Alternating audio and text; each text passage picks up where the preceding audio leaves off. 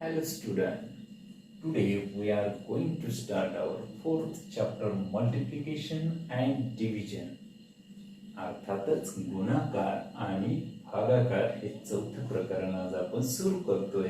सुरुवात करूया आपण प्रॉब्लेम सेट 14 पासून. तर मग सुरुवात करूया आपण या प्रॉब्लेम सेट मध्ये फर्स्ट क्वेश्चन मध्ये थर्ड एक्झाम्पल ने and the example is 567 multiplied by 890. Arrange the given problem vertically first. उभ्या मांडणीत त्या संख्या मांडून घ्या आणि आता दिलेल्या संख्येला आपण 567 ला आपण 890 या 3 अंकी संख्येने गुणणार आहोत. तुम्ही मागच्या इयत्तेमध्ये चौथीमध्ये दिलेल्या संख्येला 2 अंकी संख्येने कसं गुणतात हे शिकलेले आहात. या उदाहरणामध्ये मात्र आपल्याला 3 अंकी संख्येने गुणायचं आहे. सुरुवात करूया आपण एकक स्थानापासून. 890 ने गुणणार म्हणजेच आपण कशाने गुणणार, अगोदर शून्याने, नंतर 90 ने आणि नंतर 800 ने.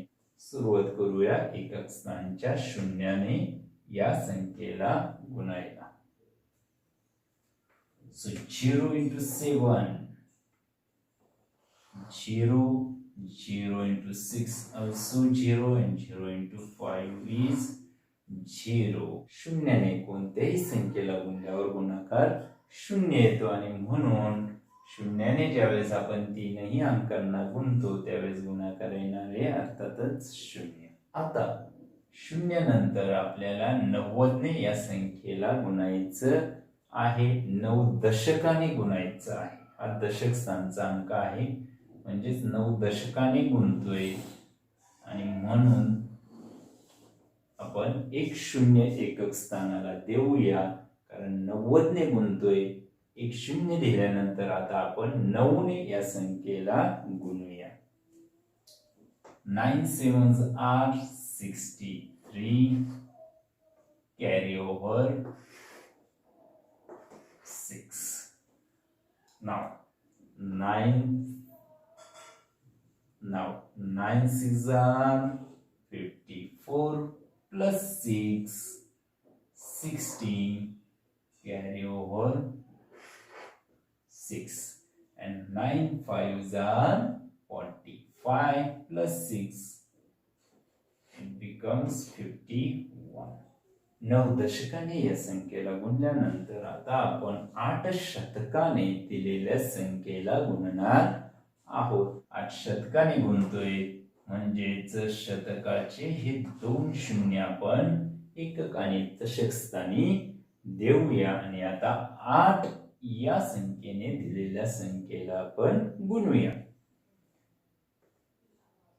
तत्पूर्वी आधीचे जे हातचे आहेत ते रफ करा. Let us start. 8 sevens are 56, carry over 5. 8 6 are 48 plus 5 53, carry over 5 again. 8 5s are 40 plus 5 44.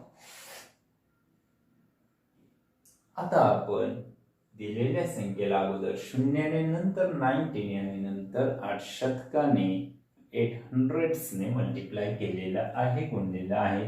आता आपण या सर्वांची बेरीज करूया म्हणजेच आपण काय करतोय, दिलेल्या संख्येला 890 ने गुणतोय असं त्याचा अर्थ होईल. चला तर मग या सर्वांची बेरीज करूया. 0 plus 0 plus 0, it becomes 0. 0 plus 3 plus 0 is 3. 0 plus 0 plus 6 is 6. 1 plus 3 4. 5 plus 5 10. Carry over 1 and 4 plus 1 5. अशाच पद्धतीने आपण फर्स्ट क्वेश्चन मध्ये अजून एक उदाहरण सरावासाठी घ्या. Our example is 4321 into 678. 4321 गुणिले 678. सुरुवातीला उभी मांडणीत दिलेल्या संख्या मांडून घ्या आणि सुरुवात करूया गुणाकाराला. अर्थातच 4321 ला आपण 3 अंकी संख्येने 678 ने म्हणजेच अगोदर 8 एककाने, नंतर 7 दशकाने म्हणजे 70 ने आणि नंतर 6 शतकाने म्हणजेच 600 ने गुणणार आणि या सर्वांची बेरीज करणार म्हणजेच आपल्याला आपलं उत्तर मिळणार आहे. सुरुवात करूया 8 एककापासून. 8 1 जा 8, 8 2 जा 16,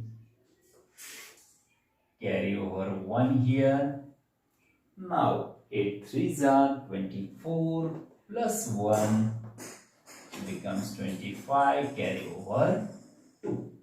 And 8 4 are 32 plus 2 becomes 34. Now multiply given number by 7 tens, that means 70. आता आपण दिलेल्या संख्येला 7 दशकाने म्हणजे 70 ने गुणतोय. दशकाने गुणतोय म्हणून एक शून्य शेवटी द्या आणि आता दिलेल्या संख्येला 7 ने गुणा. पूर्वीचे जे हातचे आहे ते रफ करा. सुरू करा 7 ने गुणायला. 7 1 are 7, 7 2 are 14, carry over 1 now. 7 3 are 21 plus 1 22, carry over 2, and 7 4 are 28 plus 2 30. Now multiply given number by 600s. आता आपण शेवट म्हणजे 6 शतकाने दिलेल्या संख्येला गुणतोय. शतकाचे 2 शून्य आपण शेवटी देणार आहोत आणि आता आपण 6 ने दिलेल्या संख्येला गुणणार आहोत. पूर्वीच्या हातचे रफ करा आणि आता 6 ने दिलेल्या संख्येला गुणायला सुरुवात करा. 6 1 are 6, 6 2 are 12, carry over again 1, 6 3 are 18 plus 1 19, carry over 1, 6 4 are 24 plus 1 25. Now add all these multiplications. 8 plus 0 plus 0 8, 6 plus 7 13, carry over 1, 5 plus 4 9 plus 6 15 plus 1 16, again carry over 1, 2 plus 4 plus 2 6 plus 2 8 plus 1 9, 3 plus 0 3 plus 9 12, carry over 1, 3 plus 5 8 plus 1 9 to as it is. So our multiplication is 29,29,638. अशा पद्धतीने या problem set मधील first question तुम्ही पूर्ण करा. Second question मध्ये सर्व word problems आहेत. उदाहरण समजून घ्या, दिलेल्या अंकांचं निरीक्षण करा आणि अर्थातच तुम्हाला इथं गुणाकाराचीच क्रिया करावी लागणार आहे. मल्टिप्लिकेशनच करावं लागणार आहे आणि म्हणून उदाहरण समजून घ्या, गुणाकाराची क्रिया करा.